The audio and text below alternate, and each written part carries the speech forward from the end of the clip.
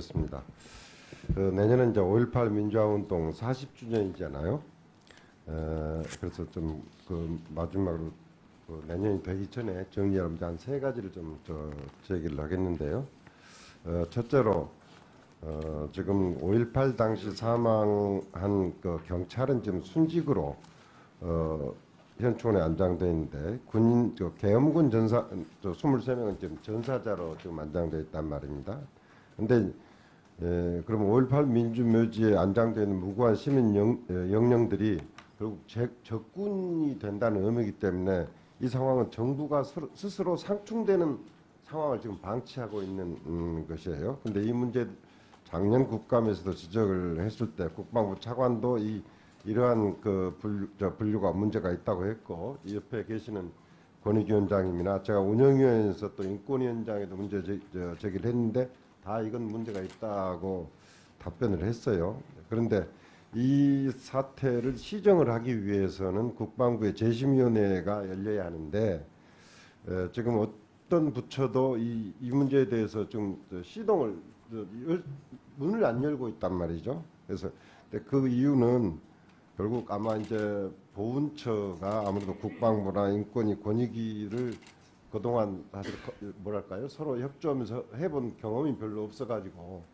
이게 좀 조율하는데 좀 한계가 있는 것 같습니다. 그렇기 때문에 국무조정실이 중심이 되어서 이 관계부처 회의를 개최해서 반드시 금년 내에 결론을 내서 이 문제가 시정되도록 해야 한다고 생각하는데 그렇게 하시겠습니까?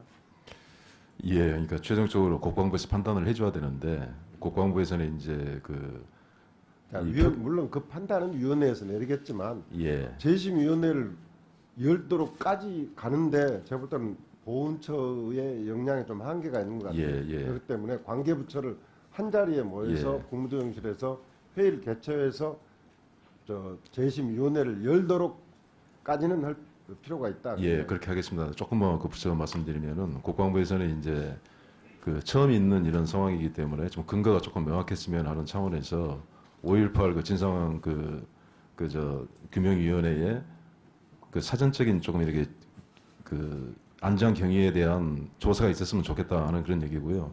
좀 그런 차원에서 국회에 지금 특별법 개정안이 나가 있는데 그게 빨리 좀 통과. 5.18 민주화운동에 희생됐던 사람들이 결국 민주유공자들로 희생인데 그게하고 계엄군이 전사자라는 거 두 개념이 양립할 수는 없잖아요. 그럼 분명히 문제가 있는 거 아니에요. 그러니까 정부에서도 논의 과정을 좀 하겠습니다만은 국회에서 논의되고 있는 진상규명위원회 구성 문제도 좀 협조를. 진상규명위원회 법이 통과된 지 1년이 되도록 좀 위원회 구성을 못 하고 있는데 이번 조사위원 자격에 군인을 포함시킨 개정안이 우리 한국당에서 제안해서 이미 이제 국방위를 통과했어요. 이번 정기국회에서 본회의까지 처리가 되리라고 예상이 됩니다만은 이건 미리 준비를 해서 통과되자마자 바로 조사위원회를 출범하도록 사전에 준비를 철저히 해주시기 바랍니다. 또 세 번째로 사실 전두환 씨 연희동 자택에 대한 공매 절차가 진행되다가 사실 법원이 이례적으로 이걸 인용을 하면서 공매가 좀 중단되어 있어요. 근데 그 자택은 전두환 씨 본인이 기자회견을 하면서 국가에 헌납하겠다고 공언했던 사항이에요. 그러니까 결국 해놓고 나서 이순자 씨가 다시 이의 신청을 해가지고 약간 이중적 결국은 태도를 보이는 건데 이 문제만큼은 하여간 정부 차원에서 끝까지 추적하고 찾아내야 한다. 이걸 예를 들어서 우리 캠코에다만 맡겨놔서 될 일이 아니고 정부 차원에서 이 부분을 챙겨보기를 좀 요청을 합니다. 또 어제 국감에서 제가 총리실 소속인 경인사 연구회의 협동 연구 과제의 문제점에서 지적을 했어요. 2005년 출범 당시 10억 예산으로 3개 과제 메가 프로젝트를 수행했는데 지금 금년도 보면 86억 예산에 51개 과제인데 대부분 대규모 복합 연구는 눈에 띄지 않고 소규모 단독 연구기관이 수행 가능한 연구가 대부분이에요. 그 지적을 했더니 지금 이사장께서는 주로 이제 정부 부처의 즉시 대응 현안 과제나 소득주도 성장 등 특별위원회의 단기 의뢰 과제가 대부분이었다. 이렇게 답변했는데 그런 그 해명을 듣고 제가 특정 개인적 관심사항에 대한 연구 과제는 아닌 것으로는 이해가 됐습니다. 다만 이런 과제는 해당 정부 부처나 해당 특별위원회의 예산을 편성해서 관련 연구원이나 아니면 민간 연구기관이 용역을 통해서 수행하는 것이 타당하지, 이걸 연구회가 수행하도록 하는 것은 연구의 기능을 심각하게 왜곡하는 것이다.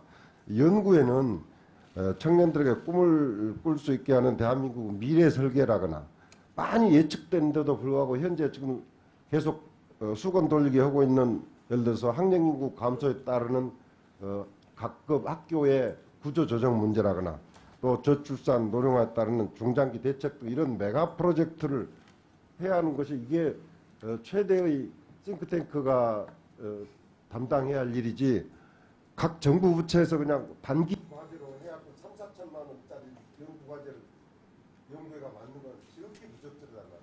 이 문제는 공무조정 소관이기 때문에 공무조정실에서 바로 이 구조조정을 하도록, 저는 뭐 연구들을 삭감하라 그런데 초점이 아니라 이건 연구의 기능이 왜곡되어 있기 때문에 연구의 기능을 정말 우리가 반드시 해야 할 과제인데도 못하고 있는 중장기 메가 프로젝트의 핵심 역량을 구조조정을 해야 한다.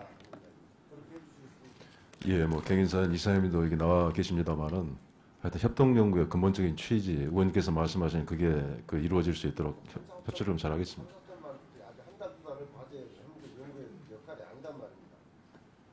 예, 이사장님과 논의를 하겠습니다. 예, 수고하셨습니다. 이어서 정재호 의원님.